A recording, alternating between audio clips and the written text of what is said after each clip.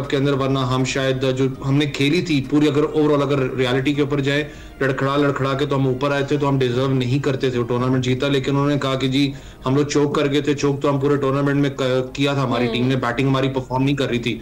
उस्मान खान को वापस लेके आए हैं, ड्रॉप भी किया, फिर डोमेस्टिक में उसने परफॉर्म किया, लेकिन फिर मैं वही बात करता हूँ कि उसका जॉब रोल है क्या, क्योंकि ज्यादातर जब आप T20 खास करके विकेट कीपर्स की बात करते हैं दुनिया क्रिकेट के अंदर, तो वो कहीं ना कहीं ऊपर नंबर पर बैटिंग करते हैं आके, तो इनका शायद मिडिल ऑर्डर के अंदर अगर खिलाते हैं तो मिडिल ऑर्डर आपका इतना सस्टेनेबल नहीं है। वही जो एक मसला आपको नजर T20 में भी आया था कि बहुत जल्दी आपकी बैटिंग ऑर्डर क्रम्बल करता है। तो देखने वाली बात है कि पाकिस्तान किस तरीके से वापस आता है। T20 वर्ल्ड कप सर पे, तो आपने तैयारी करनी, लेकिन खुदारा अगर यही टीम आपके दिमाग में कि जिसने वर्ल्ड कप खेलने जाना है, तो प्लीज इसको अब ना छेड़ें, क्योंकि पीछे आपके पास 1.5-2 महीने रह गए। अगर आप छेड़ते जाएंगे तो ये आखिरी टाइम तक लिटरली डिस्टर्बेंस पैदा करेगी। ठीक है। अच्छा सलीम खालिक साहब, आपको क्या लगता है कि बैटिंग ऑर्डर जो है उसमें कोई तब्दीलियां लानी चाहिए, या फिर जो है जैसा है वैसे चलने दिया जाए?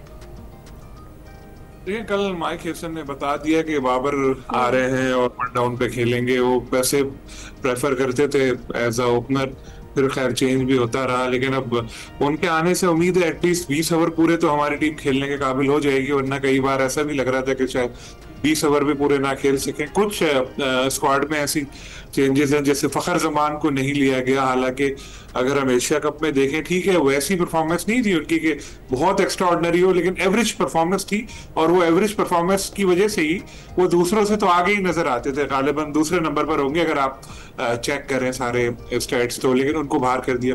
दूसरी तरफ जो साइम अयूब, जिनको लोग मिस्टर जीरो तक कहने लगे थे, वो अभी भी बरकरार हैं। तो ये कुछ समझ नहीं आई बात कि एक प्लेयर को आप इतने मौके दे रहे हैं मुसलसल नाकामी के बावजूद, दूसरे को आपने बिल्कुल बाहर कर दिया। बॉलिंग से उन्होंने कोई मैच नहीं जितवाया। ऐसा नहीं था कि कोई इंडिया के खिलाफ और उन्होंने विकेट ली तो पाकिस्तान मैच जीत गया था।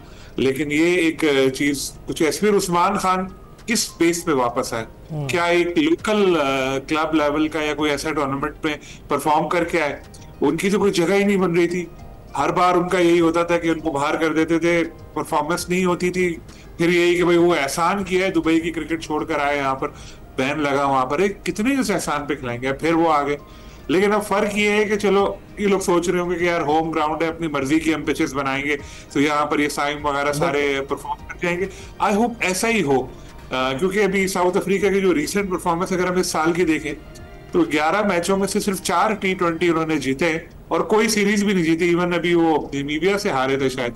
वजह ये थी कि उनकी एक टेस्ट टीम यहाँ खेल रही थी, स्टार्स कभी थे नहीं। अभी भी 6 उनके जो टॉप प्लेयर्स है नहीं है, मार्करम नहीं है, मिलर कैप्टन बने वो भी बाहर हो गए, तो 6 टॉप प्लेयर उनके नहीं है। उसके बाद पाकिस्तान के पास गोल्डन चांस है ये सीरीज जीतने का, और साउथ अफ्रीका की एक तरह से पाकिस्तान के साथ अच्छा है कि जब कभी T20 या व्हाइट बॉल सीरीज होती है तो दूसरी टीमों के कई अहम जो प्लेयर्स हैं वो इंजरी या दूसरी वजह से नहीं आते। अब इससे फायदा उठाते हैं ये देखना होगा। बिल्कुल ठीक। अब ऐसा आप बताइएगा कि रावलपिंडी की पिच ज्यादा मौजूद है हमारी टीम के लिए जो इस वक्त मौजूद है, या फिर लाहौर की?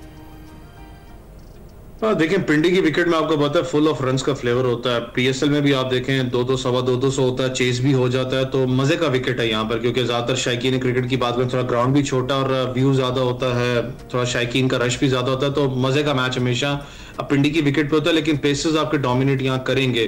रात को मैच है, फ्लड लाइट्स के अंडर है, जहां थोड़ा सा बॉल आपको पता है निप भी अच्छा होता है पिंडी की विकेट पे, और स्विंग भी आपको अच्छा मिलता है। तो पाकिस्तान की जो पेस पैटर्न है, खास करके शाहीन, अब क्योंकि खुद भी कप्तान है एक फॉर्मेट के, नसीम शाह बहुत अरसे के बाद पाकिस्तान टीम में वापसी कर रहे हैं, अभी 4 डे क्रिकेट के अंदर परफॉर्म भी किया पाकिस्तान के लिए, तो सबकी नजरें उन पे जरूर होंगी। लेकिन थोड़ा सा मेरी सिर्फ एक सवालात 2-3 ये थे कि सुफियान मुकीम को ड्रॉप करना आखिर रीजन क्या था, मुझे समझ में नहीं आई। फिर उसके बाद अगर आप बात करते हैं, और ये क्रिकेट की मैं बात कर रहा हूँ, उसके बाद अगर आप बात करते हैं, एक नाम जिसका मैं लेना चाहूंगा, इरफान खान न्याजी का।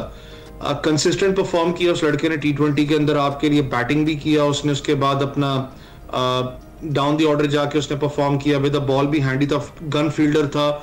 चले T20 में नहीं रख रहे, ओडीआई क्रिकेट उसको ड्रॉप करने का आखिर मुझे समझ नहीं आ रही ना कि चल क्या रहा है पाकिस्तान क्रिकेट के अंदर। क्या आप वही दिखाना चाह रहे हो कि शायद एक फ्रेंचाइज मॉडल बन के रह चुकी हुई है पाकिस्तान की टीम, या आप हकीकी पाकिस्तान टीम को प्रॉपर तरीके से आप स्क्रूटनाइज करना चाह रहे हो? ये बहुत से ऐसे नाम है जिनको मैं कहता हूँ कि पाकिस्तान टीम ने ड्रॉप करके, आई डोंट नो कि आखिर क्या स्क्वाड जो है उसको तश्कील दिया, लेकिन वर्ल्ड कप सर पे है, आपने इसी टीम को बैकअप करना है। लेकिन मैं जो बात भी कर रहे थे अपना, अगर मैं सलीम खालिक साहब जो बात करें तो उस्मान खान की मौसी पे आना चाहूंगा मैं खुद। एक देखें, कुछ प्लेयर्स होते हैं, कोई उनकी बात अगेंस्ट नहीं कर रहा, लेकिन कुछ प्लेयर्स होते हैं जो कि डोमेस्टिक क्रिकेट हो या चाहे लीग क्रिकेट हो, उसके अंदर कंसिस्टेंट बहुत तगड़ा परफॉर्म करते हैं और इसमें नो डाउट है।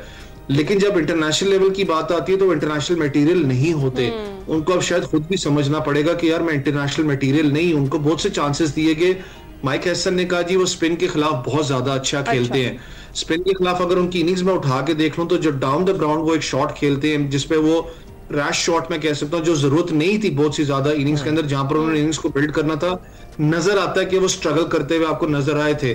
फिर किस बेसिस पे उनको आप वापस पाकिस्तान स्क्वाड में लेके आए? मैं फिर कहा कि मुझे लिटरली समझ में नहीं आ रही कि आखिर ये पीछे थिंक टैंक करता क्या है। क्या जायज हैं आपके वैस, लेकिन इनके जवाब हमें नहीं मिल रहे ना बड़े अरसे से कि फैसले किस तरह से किस बेस पे हो रहे हैं। अच्छा सलीम खालिक साहब, पिचेस की बात हुई है, ओवरऑल जो पिंडी और लाहौर की कंडीशंस हैं वो किस टीम को सपोर्ट करेंगी, हमारी टीम को या फिर मेहमान टीम को? क्योंकि हम तो जो मर्जी कर लें, होम ग्राउंड का हमें लगता है कि फायदा होगा और बहुत सारे इंतजामात भी हम करते हैं कि वो फायदा हमें मिल जाए किसी तरीके से, लेकिन हमारी टीम जो है ना वो फायदा लेती नहीं है। तो क्या लगता है आपको?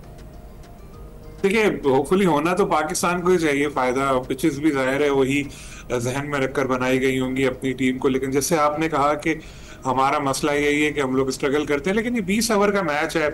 यहाँ मुझे लगता है कि हमारी टीम की परफॉर्मेंस बेहतर रहनी चाहिए और रहेगी। और जिस तरह भी बात हो रही, सलमान अली आगा को कैप्टन बरकरार रखा है, ये भी फैसला एक ऐसा डिबेटेबल फैसला था कि शाहीन आफरीदी के बारे में कहा जा रहा था कि GPSL में कलंदर्स को टाइटल जिताएं, उनको कैप्टन होना चाहिए, उनको बना दिया वनडे का कप्तान और सलमान को T20 में कप्तान बरकरार रखा गया। ये भी थोड़ा फैसला ऐसा ही समझ से बाहर है, क्योंकि वो इंडिविजुअल जो उनकी परफॉर्मेंस है ना वो इतनी अच्छी है नहीं। देखें, कभी भी कोई टीम बनानी चाहिए तो वो 11 आप जहन में रखें, कोई भी सिलेक्टर है, उसके बाद चलो 14 भी अगर जहन में रख रहे हैं तो उसके बाद ऐसी टीम बनानी चाहिए कि पहले आपने वो प्लेयर सेलेक्ट किए, उसके बाद उनमें से कैप्टन निकाले। अगर ऐसा हो तो शायद सलमान का नाम दिया, तो बहुत अच्छे प्लेयर है, मुझे पसंद है, एज अ पर्सन भी बहुत अच्छे हैं वो।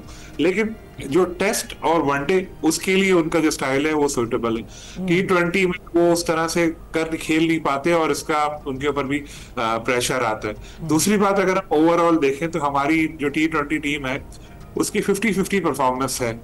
अभी जैसे हम देखें, कहने को हम एशिया कप में फाइनल खेले, लेकिन इंडिया से हम वहां पे 3 मैचेस भी हारे। तो ये सारी चीजें मेरे ख्याल में थोड़ा सा इधर सेलेक्टर से ये भी गलती हुई कि अगर कैप्टन वाइट बॉल का बनाना ही था तो एक ही बना देते, यहाँ पे वो शाहीन को ही रखते। अब सलमान के ऊपर भी एक काफी प्रेशर होगा होम ग्राउंड पे, अपनी कंडीशन सलीम साहब, अवैस आप दोनों बिल्कुल ठीक फरमा रहे हैं। इस वक्त स्क्वाड में जो तेजी से तब्दीलियां की जा रही हैं उसमें गिले शिकवे किसी न किसी खिलाड़ी को लेकर रह ही जाते हैं। बहुत बहुत शुक्रिया। इस वक्त जो स्पोर्ट्स की ताज़ा तरीन सूरत हाल है उस पर हम कर रहे थे। अभी ब्रेक हो जाएंगे।